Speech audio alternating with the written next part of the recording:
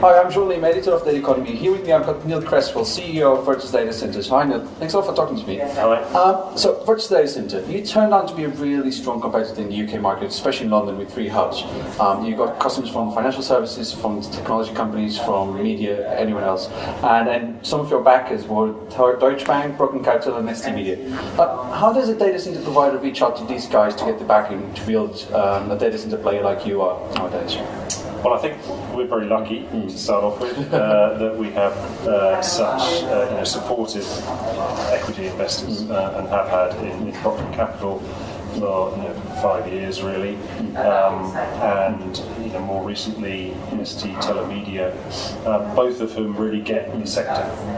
They one from a real estate background, one from a technology and TMT background. But the people within them really understand data centres, and they understand where the sector's going, and they kind of believe in us as well. So that's maybe not typical. So for starters, that's really lucky. Obviously, both of them have access to huge pools of capital as well, which obviously helps. It's a very capital-intensive business building data centres. Quite risky as well sometimes. Well, it can be, but anything worthwhile is typically got a little bit of risk in it.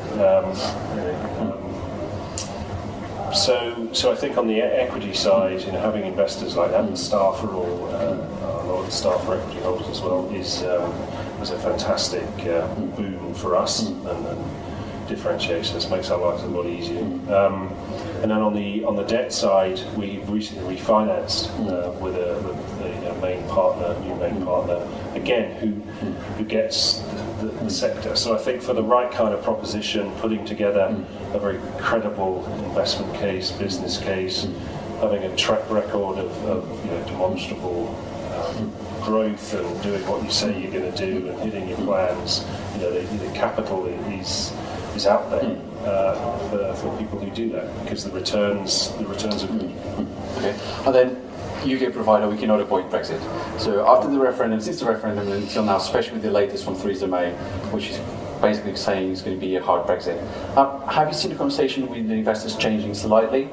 Or have you seen things moving a little bit? We talk about it. Yeah, we talk about it. What sort of main topics are the discussions about? I think, if you look at what's happened since June, bizarrely, Virtus has had its best 3/4 of sales ever. Which actually mirrors other industries in the UK. Yeah. So it was completely the opposite of what people were saying. So far, everything's gone incredibly well, and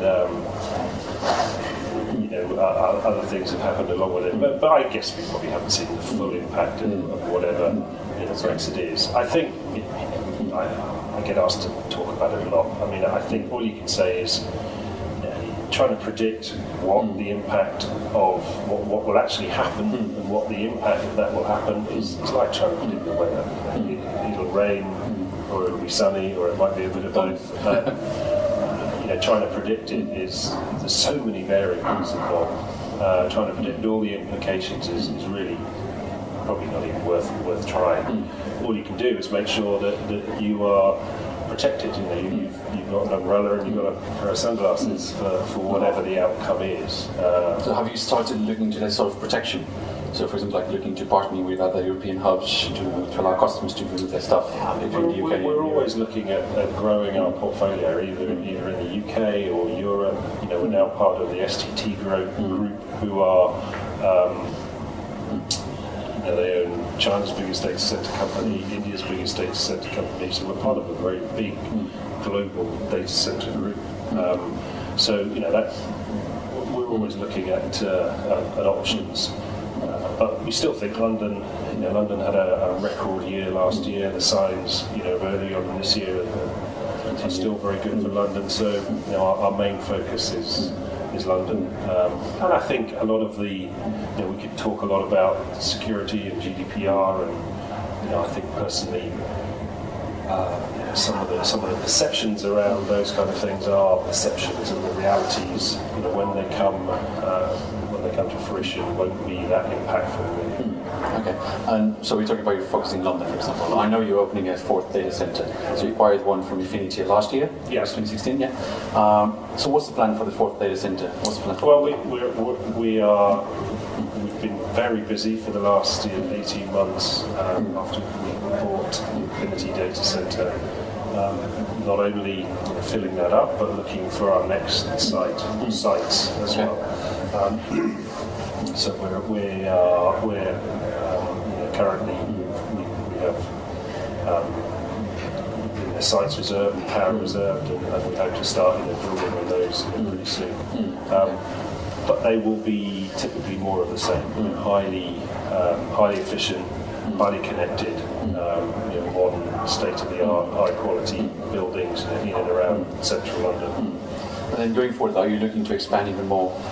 Not maybe just in London, but outside the M25. I know the fourth data center is in Slough, which is already outside the M25. But further away from the M25, like Birmingham, Manchester, even Scotland if needed.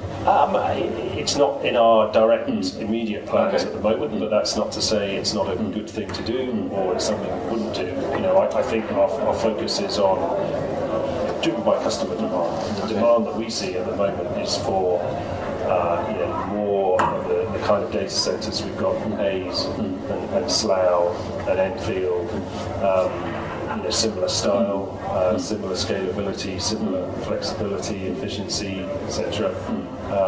In the same locations. So, to build out in and around those areas is probably plan A. And then the Slough data center, it's being used by GISC, yes, which is the IT digital service for higher education in the UK. Yeah. There's actually a very interesting application of the data center. So what's the role of the data center in the education space, for example? And then this possibly goes into a bit of high performance computing and speeds. Fascinating, absolutely fascinating, and an area that I've got to know in the last 18 months through our relationship with them, and what they do and the stuff that they're doing. It's not only are they a great bunch of guys to work with, some of the leading universities in the world, let alone in the UK, and they're really at the cutting edge of research, development in life sciences and pharma, and collaborating with the big life sciences and pharma companies.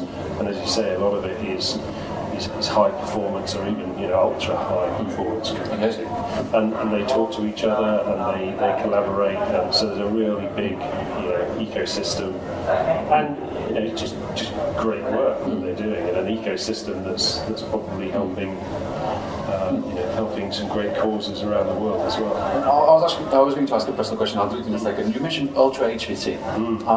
What does Ultra HPC looks like? These are things that are 20 kilowatts, 30 kilowatts a rack. Okay. So densities of 2, 3, 4, 5 kilowatts a square metre. I think across our portfolio, which is close to 45 megawatts, we assume that the typical density of 1,500 watts a square foot, or 1.5 kilowatts a metre squared. We assumed it would be higher than that, so we built out, we took a bet on high density, but it's exceeded our expectations. The amount of high density computing that is out there, if you've got it, is even exceeded our expectations. And then the other question was, so working with GISC, and you mentioned a lot of things like life sciences and the need for the workloads, etc. What have you learned? And this can either go, what have you learned from this project, or what has Virtues learned from it? Where are you going to go just by working with them? What have you learned? Well, I think you might have had that they are cutting edge IT companies and providers and users as well. People may tend to think of universities and the education sector being a bit conservative and being maybe a bit traditional, but absolutely not. And these guys are at the forefront of a lot of computing models and HPC. And technology uses and they need high performance data centers like us, as well as other stuff as well. But, great nice work. And last question: what do you expect from a post-Brexit UK?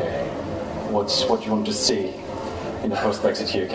What would be the ideal? Well, I mean, obviously, as a British citizen, a citizen of the world, I want to see everybody happy. From an industry perspective. From an industry perspective, I think. I don't know, it's a difficult one, isn't it?